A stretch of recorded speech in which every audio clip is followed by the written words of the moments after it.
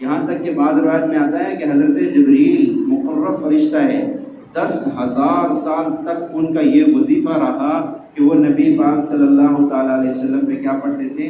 درود پڑھتے تھے۔ 10,000 سال انہوں نے میرے نبی پہ کیا کیا؟ درود پاک کو پڑھا ہے۔ اور ایک روایت میں ہے کہ جب ابن آدم کی پیدائش نہیں ہوئی تھی، جب ابن آدم اس دنیا میں نہیں آیا تھا، اس سے پہلے فرشتے اتنے ٹولیاں فرشتوں کی ہیں کہ ان کا ایک ہی وظیفہ تھا، اور وہ کیا تھا؟ اللہ کے نبی پہ درود پاک پڑھنا۔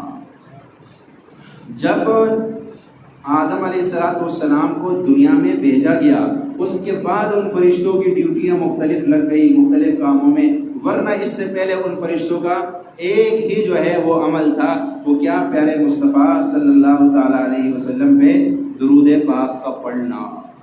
اگر فرشتے ہزاروں لاکھوں سال درود پاک پڑھے اور ہم ان کی امتی ہو کر ان کے ہم پہ اتنے احسانات ہیں کہ ماں باپ کے احسانات اتنے نہیں ہیں جتنے میرے نبی کے ہم پہ احسانات ہیں، تو کیا ہمیں نہیں چاہیے کہ ہم اس پہ درود پاک پڑھیں؟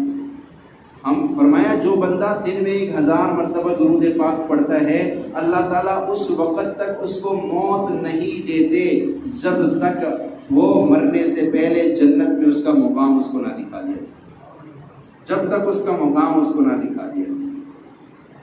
تو درود پاک ایک ایسا عمل ہے، فرمایا جو بندہ درود پاک پڑھ کے نا اس کا وسیلہ اللہ کے بارے میں، اللہ اس درود کے وسیلے سے میرا یہ مسئلہ حل کر دے، تو فوراً اس کا مسئلہ حل ہو جاتا ہے، فوراً اس کا مسئلہ حل ہو